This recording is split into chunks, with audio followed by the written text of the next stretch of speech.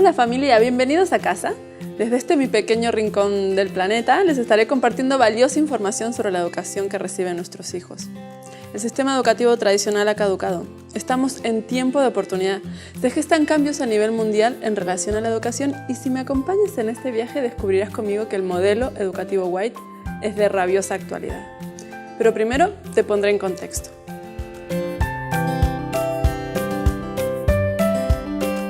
En el año 2012 se estrenaba en Sudamérica la película documental La Educación Prohibida, una película que revolucionó a la sociedad mostrando su pedagogía progresista. Pero no se hablaba sobre esto solo en Argentina. Unos años antes, en el 2009, Sir Ken Robinson, doctor y educador inglés, se hace famoso en todo el mundo por una conferencia TED en la que afirmaba: las escuelas matan la creatividad. ¿Era esto cierto? La necesidad de un cambio en la educación en realidad se puede remontar varias décadas atrás, incluso dentro del ámbito cristiano, con libros que se publicaron ya en los 90 y nos anunciaban con una lucidez fuera de lo normal lo que hoy vemos con claridad a partir de un curioso fenómeno: la popularización de la necesidad de un cambio en la educación. Las nuevas tecnologías dispararon las voces sobre este tema. El cambio en el sistema educativo salió del mundo de las ideas y se acercó a una sociedad que también ha cambiado drásticamente en esta última década. Y como resultado, el mundo mira hacia un lado y hacia otro intentando comprender cuál es el camino. Finlandia parece dar algunas pistas y los diarios de todo el mundo lo cuentan, pero eso no es todo. La neurociencia experimenta un enorme desarrollo en las últimas 2 décadas en el ámbito de la educación y también, gracias a las nuevas tecnologías, esos avances se popularizan. Por ejemplo, sus descubrimientos sobre plasticidad, emoción y memoria, humor, estrés, estilo de vida en relación con el aprendizaje, el juego, la gamificación y la disposición del aula. Hasta cómo nos sentamos son algunos de sus aportes en la educación. Sucede que estos avances de neurociencia llegan para dar argumentos y fundamentación a prácticas educativas centenarias que hoy se muestran como claras alternativas al sistema tradicional. Me refiero a Montessori, Waldorf, homeschooling. No te preocupes, ya hablaremos de estos modelos mejor. Por otro lado, se despiertan maestros emprendedores, maestros que trabajan en sistemas educativos tradicionales pero comprenden la necesidad del cambio y emprenden una lucha en solitario. Organizaciones mundiales también llegan para apoyar estos microcambios y fomentan el contagio con premios y reconocimientos internacionales, como el Global Teacher Prize, que otorga $1 millón al que sea elegido mejor maestro del mundo. Tentador, ¿verdad? Ya lo decía Mandela, la educación es el arma más poderosa que puedes usar para cambiar el mundo. Pero no solo lo decía Mandela, lo dicen cientos de pensadores. En la actualidad, hasta Oriente se sube al tren de cambiar la educación para cambiar el mundo con emprendimientos que están revolucionando las redes, incorporando la espiritualidad y meditación orientales a las prácticas educativas. Pero hubo alguien más en la historia del mundo que estuvo muy interesado en la educación: Jesús. El gran propósito de toda la educación y disciplina de la vida es volver al hombre a la armonía con Dios, elevar y ennoblecer de tal manera su naturaleza moral que pueda volver a reflejar la imagen de su Creador. Tan importante era esta obra que el Salvador dejó los atrios celestiales y vino en persona a esta tierra para poder enseñar a los hombres cómo obtener la idoneidad para la vida superior. Déjame recordarte una frase: el que no sabe de dónde viene, no sabe a dónde va. Sabes, vivimos en un momento de oportunidad. La educación puede cambiar nuestros mundos, nuestras familias, nuestras iglesias. Mi apuesta es por la educación White. Te mostraré 9 aspectos claves de este modelo educativo que se encuentran presentes en los modelos de moda: intereses personales, autodisciplina, autonomía, contacto con la naturaleza, relación padres-escuela, extraescolares, oficios, arte, espiritualidad, comunidad, servicio, competitividad. Por cierto, si te preguntas de dónde salió Educación White, pues te cuento que nace en la misma época que María Montessori y Rudolf Steiner, creador del método Waldorf. Curioso, ¿verdad? La Educación White surge con Ellen White y sus escritos se inspiraron al sistema educativo adventista. ¿No crees que es hora de diferenciarnos claramente de la educación tradicional y acercarnos con decisión al modelo educativo de nuestros orígenes? Después de todo, es una cuestión de identidad. ¿Te animas a impulsar este cambio? Entonces no te pierdas los próximos episodios. Hasta la próxima. Muy buenos días, hermanas y hermanos. Feliz sábado.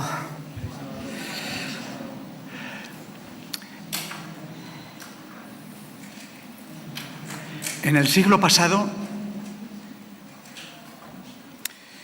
la selva del Amazonas estaba llena de supersticiones y paganismo. Por lo tanto, la injusticia, el dolor, productos de la ignorancia, recaía muchísimas veces sobre quienes menos deberían sufrirlas. Las niñas y los niños. El profesor Manuel Pérez Marcio, después de algunos años viviendo en ese territorio y de explicar la vida de sus gentes y cultura, nos cuenta en su libro Los hijos de la selva la siguiente experiencia. Cada tribu tiene su curaca o cacique y también su curandero o brujo o chamán. Se da el caso de que a veces una misma persona reúne en sí estos dos poderes, convirtiéndose de hecho en una autoridad suprema. El chamán es, por tanto, un personaje muy poderoso. Tanto, que muchas veces es él quien dirige y maneja los destinos de la tribu. Y es un personaje a veces siniestro y su aspecto causa algo así como una mezcla de miedo y repulsión. Pero lo que más llama la atención de él son sus ojos. Describirlos es imposible. Hay que haberlos visto una sola vez para no olvidarlos nunca más. Se asemejan a ojos de hielo, fríos, y al mirar a una persona parecieran mirar lejos, al vacío. Pero uno siente como si fueran dos puñales. Algunos de estos personajes son a veces pequeños, menudos, insignificantes y tan ancianos que dan la impresión de que la muerte los estuviera llamando a gritos. Pero sin embargo son ellos los que llaman a la muerte, pero no para sí, sino para entregar la vida de centenares de criaturas inocentes. Cuando en la selva enferma algún indio, hombre o mujer, y si después de probar algunos remedios llega a agravarse o muere, los familiares lo llevan al curandero, hace una exposición del estado del enfermo, el brujo escuchará en silencio, hará ciertas preguntas y después se concentrará hasta saber quién es el causante de la enfermedad o la muerte de esa persona. Esta última fase varía según la tribu y también según el método o la escuela del doctor de la selva. Podrá sumirse en un profundo y prolongado silencio. A la vez mirará hacia el suelo, hacia arriba, o en una vasija de barro en el fuego empezará a arrojar hierbas, raíces, restos de animales para que el agua empiece a hervir. Y mientras el brujo permanece en éxtasis, los familiares del enfermo o difunto lo rodean con sumo interés para saber quién es el causante del mal espíritu. Así que después de mucho tiempo se pone de pie, extiende su mano y pronuncia su sentencia. Crite tiene el mal espíritu y debe morir. Y generalmente Crite es un niño o una niña de pocos años que debe ser entregada a la venganza y a la ira de los familiares. Muchísimas criaturas sufren de manera horrible la exigencia de esta bárbara costumbre. Pero no siempre los padres, y en especial las madres, están listas para entregar a sus hijos, aunque poco pueden hacer, porque la orden del brujo debe ser cumplida. Hace algunos años en Perené, en Perú, en una agrupación de indios se había producido un abominable fallo y Ollani, una niña de 7 años, fue señalada como culpable. Y cuando su madre lo supo, su corazón se desgarró e hizo la decisión de salvarla. Pero ¿cómo podría hacerlo?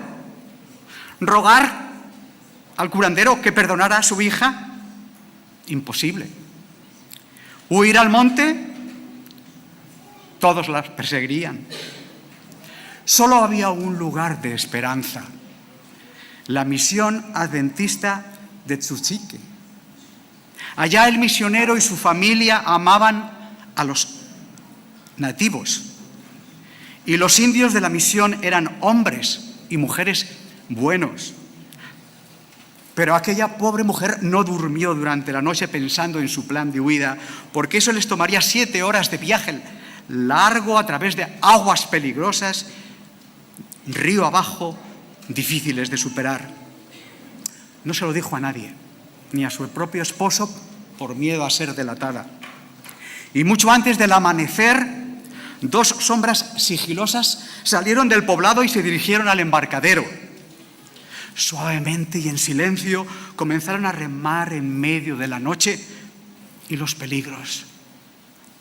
Algún tiempo después, en el poblado alguien dio la voz de alarma. Ollani y su madre habían desaparecido y se las buscó por todas partes. Y al llegar al río descubrieron que faltaba una canoa. Llenos de ira y de rabia, especialmente el brujo y los familiares del muerto, acompañados por el resto de la tribu, decidieron embarcarse para perseguir a las fugitivas. 4 o 5 hombres por canoa remando volaban sobre la superficie del agua. Los gritos y amenazas de más de 40 de ellos alentaban sus esfuerzos durante largas horas, con la esperanza de que en la próxima vuelta del río podrían divisar a sus presas. Y eso es lo que ocurrió. Ollani y su madre, agotadas y con los brazos adormecidos, llenas de espanto, oyeron a la distancia los gritos y amenazas de sus perseguidores. Pero llenas de angustia y a pesar del cansancio, redoblaron sus esfuerzos. Quedaba una vuelta más y después de 800 metros estarían a salvo. Al divisar a las perseguidas, los gritos de júbilo de aquellos nativos fueron escalofriantes, seguros de alcanzarlas.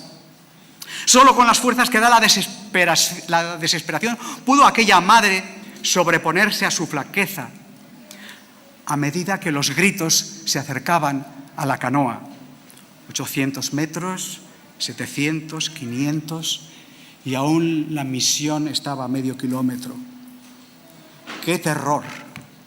¡Qué espanto! Ver acercarse a sus perseguidores. En un momento determinado, después de proseguir sin desmayo, se acercaron a la orilla, giraron la canoa y sin detenerse saltaron a la orilla, saltaron a tierra. Tomando a su hija por la mano, corrieron desesperadamente por la senda hacia la misión pidiendo socorro. Algunos jóvenes indios adventistas las escucharon y corrieron a su encuentro. Uno de los más fuertes tomó a la niña en sus brazos, mientras otro grupo rodeaba a la madre y corrían hacia la casa del director. Detrás de ellos llegaron los perseguidores, quienes airadamente reclamaron la entrega de Ollani. Pero su madre acompañada de sus nuevos amigos, tratando de hacerse oír entre el vocerío, le dijo al misionero: esta niña es suya y se la entrego para que la salve y la cuide.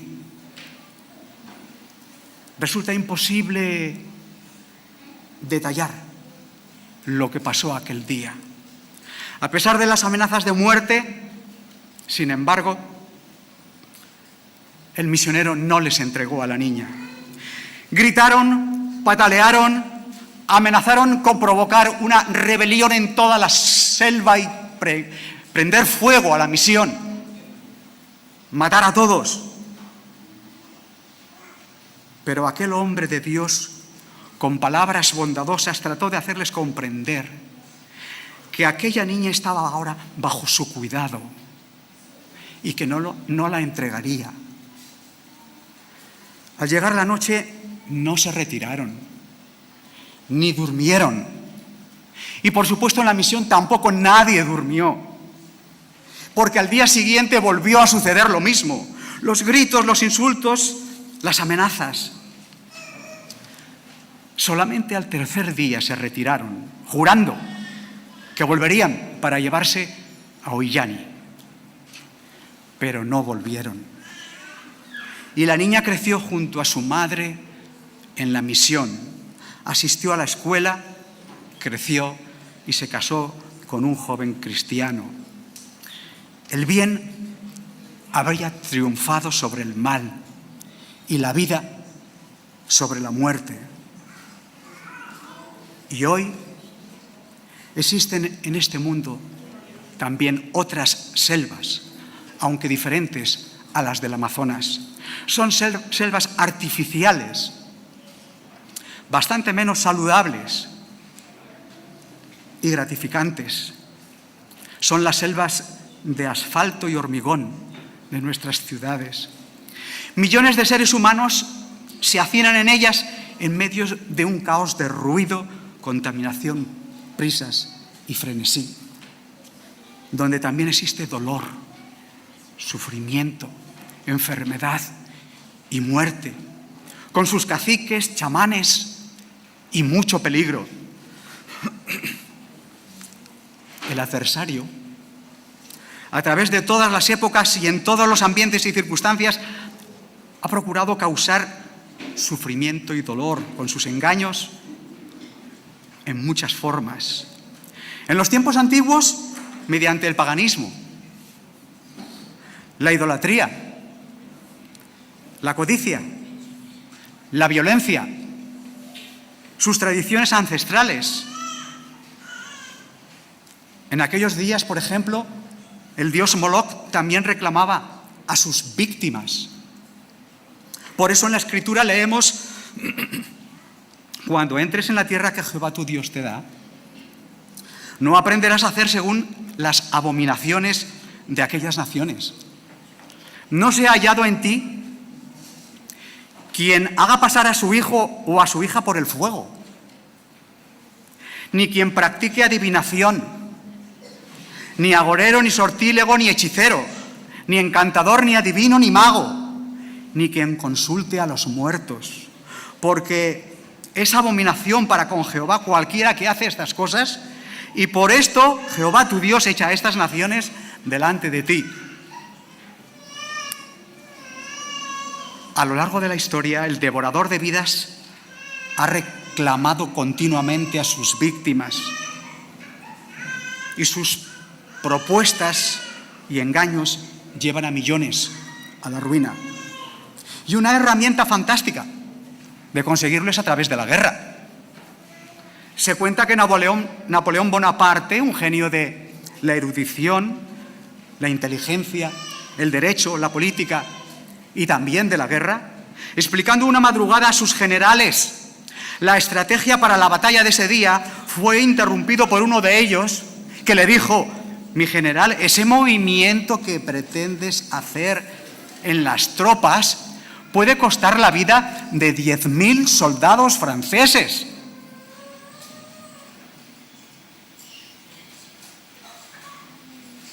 A lo que Napoleón contestó: ¿y qué son 10.000 soldados franceses para la gloria de Napoleón Bonaparte? Más de 3 millones de soldados y 2 millones de civiles, entre ellos 1 millón de españoles, murieron como consecuencia de las guerras que él provocó. Y la lista de pérdidas como consecuencia de la guerra de todas las épocas es incalculable en todos los órdenes, fruto de la locura y el desvarío de las que las iniciaron y los que las apoyaron. Por si fuera poco, la palabra de Dios, guía y faro de nuestra vida, nos predijo que al final del tiempo todavía habría más dolor y sufrimiento. Debes saber también que en los últimos días, antes de que llegue el fin del mundo, la gente enfrentará muchas dificultades. Habrá gente egoísta, interesada solamente en ganar más y más dinero, orgullosa, se creerá más importante que los demás, no respetarán a Dios ni a sus padres, serán desagradecidos, ofenderán a todos, serán crueles y violentos, no podrán dominar sus malos deseos, se llenarán de odio, dirán mentiras y odiarán todo lo que es bueno. No se podrá confiar en esos orgullosos porque actuarán sin pensar y en vez de obedecer a Dios solo harán lo que les apetezca. Pero tenemos motivos para no caer en el desánimo, el miedo o la desesperanza. Pues el Creador, el Rey del universo, nuestro amante Padre, dejó su trono y vino a enfrentar el mal y plantó su misión salvadora en medio de la selva para enfrentar al brujo siniestro y todo su ejército. Luchó hasta la muerte para salvarnos la vida y mostrarnos la manera de ser felices desde la justicia, el amor y la paz. El Espíritu de Dios, dijo Jesús, está sobre mí, porque me eligió y me envió para dar buenas noticias a los pobres, libertad a los prisioneros, devolver la vista a los ciegos, rescatar a los maltratados, anunciar a todos que este es el tiempo que Dios ha elegido para darnos la salvación, la libertad de nuestras cadenas, orgullo, egoísmo, impureza, codicia, lujuria, avaricia, odio, celos, envidias, conflictos. Y recorría Jesús toda Galilea, sanando, enseñando y predicando. Y Jesús le dijo: si puedes creer, al que cree, todo es posible. E inmediatamente el padre del muchacho clamó y dijo: creo, ayuda a mi incredulidad. Y cuando Jesús vio que la multitud se agolpaba, reprendió al espíritu diciéndole: espíritu mudo y sordo, yo te mando, sal de él y no entres más. Y entonces el espíritu, clamando y sacudiéndole con violencia, salió y quedó como muerto, de modo que muchos decían: está muerto. Pero Jesús, tomándole de la mano, lo enderezó y lo levantó. Y cuando él entró en casa, sus discípulos le preguntaron aparte: ¿por qué nosotros no pudimos echarle fuera? Y él le dijo: este género con nada puede salir, solamente con oración y ayuno. Y vino a casa del principal de la sinagoga y vio el alboroto y los que lloraban. Y les dijo: ¿por qué lloráis? La niña no está muerta, duerme. Y se burlaban de él, pero echándolos a todos, tomó al padre y a la madre, entró donde estaba la niña y tomando su mano le dijo: Talita cumi, que traducido es: niña, a ti te digo, levántate. Y luego la niña se levantó y andaba, pues tenía 12 años. Y en Jericó se encontró con Zaqueo. Y cuando descubrió el mensaje de Jesús, dijo: Señor, Estoy decidido a dar a los pobres la mitad de mis bienes y a devolver 4 veces más a los que haya defraudado. El programa de Cristo, su muerte en nuestro lugar y los valores de su reino son la garantía de la justicia, la paz y la prosperidad que nuestro mundo necesita. El pasaporte para acceder a la gran boda a la que todos estamos invitados en su venida. Por eso hoy tenemos un desafío múltiple. Vivir la gran aventura de seguir los pasos de Jesús y el mandato de rescatar a nuestros hijos, vecinos, habitantes de este mundo de la sentencia del enemigo, porque todos hemos sido señalados con su dedo acusador. Pero no podemos rendirnos, ni bajar los brazos, aunque el esfuerzo sea agotador, aunque el precio sea alto, aunque nos duela. Está en juego nuestras vidas, la vida eterna de nuestros hijos y los habitantes de cada uno de los rincones del planeta. Esta mañana me gustaría invitaros a que todos siguiéramos el ejemplo de Jesús y sus enseñanzas a través de un doble llamado, a nivel interno y a nivel externo. Pasar de la teoría a la práctica, de la parálisis a la acción. En primer lugar, fortaleciendo a nuestros hijos y a nuestras familias cada día y a nuestra Iglesia a través de una experiencia personal con Jesús, a través del estudio de su palabra, la escuela sabática, de la participación en los programas adventistas. Por ejemplo, Maijó Roth, una madre coraje, una mujer con formación universitaria, valiente, que decidió hacer un paréntesis en sus estudios y en su profesión para dedicarse 8 años de su vida a la tarea más importante de educar a sus 2 hijas en casa, al mismo tiempo que profundizar en la manera de cómo educar a nuestros hijos siguiendo los principios de la palabra de Dios. Educar es redimir y redimir es salvar. Su gran experiencia como profesora y madre la ha llevado a colaborar con el programa educativo de la Unión Española que podéis encontrar en Internet. Para familias con hijos entre 10 y 15 años, para el próximo curso. El plazo de admisión se abrió el 10 de junio y finalizará el 5 de julio de este año. Podéis encontrar información si ponéis en Google GPS Adventista. GPS Adventista. Y a nivel externo, nuestro desafío es adentrarnos en las selvas de nuestras ciudades. Esta tarde tenemos una oportunidad de compartir con nuestros semejantes el deseo de Dios de alcanzar la paz, pero de la forma como Él lo ha puesto claro para cada uno de nosotros. Tenemos una información privilegiada y no podemos empezar la película por el final o la casa por el tejado. Tendremos que poner los cimientos y a partir de ahí progresivamente edificar el mensaje de Dios para nuestros días. Que lo puedan entender todos, los niños y los adultos, los ancianos y los jóvenes, los creyentes y los no creyentes, empezando desde cero, haciéndolo fácil y atractivo para cada persona con la que nos encontremos, llenos de amor, de ternura, de cariño, sea cual sea su raza, nacionalidad, cultura, ideología, religión, posición social o económica, tendiendo puentes de diálogo, escuchando sus necesidades, miedos y quejas. ¿Quién no quiere hoy vivir en paz en nuestro mundo? ¿Quién no anhela ser apreciado, valorado, respetado y querido? ¿Quién no desea mirar al futuro con esperanza?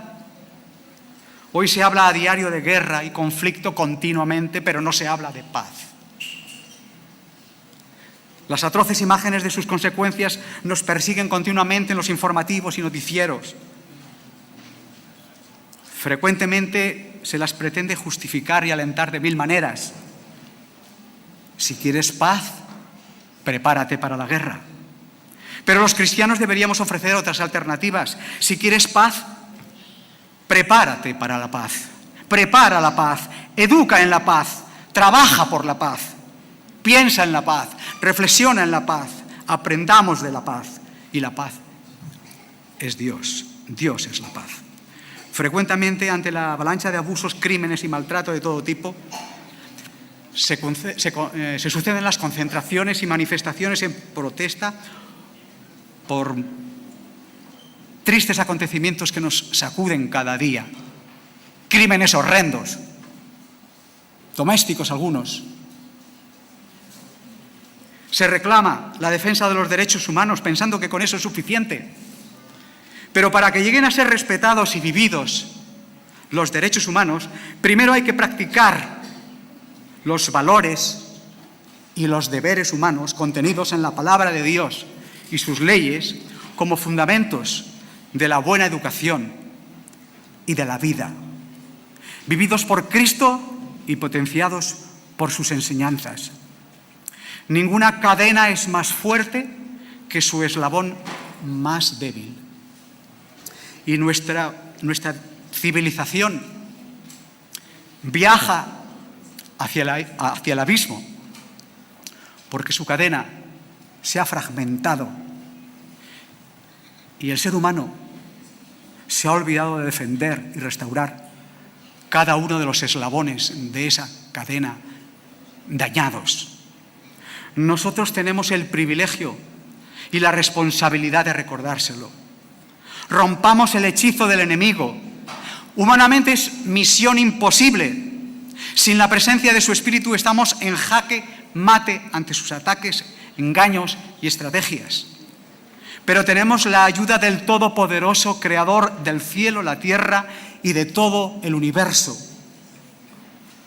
Más de 8.000 millones de personas nos esperan en la selva hostil y llena de peligros de nuestro mundo. 500.000 en la ciudad de Murcia. Entre tanto, el gran brujo nos persigue a muerte, vociferando insultos y amenazas. Pero Dios nos recuerda que nosotros somos guardas de nuestros hijos y de nuestros hermanos. Con Cristo a nuestro lado, a pesar de todo el dolor, no tenemos nada que temer, porque sus ángeles están con nosotros y Él ha vencido.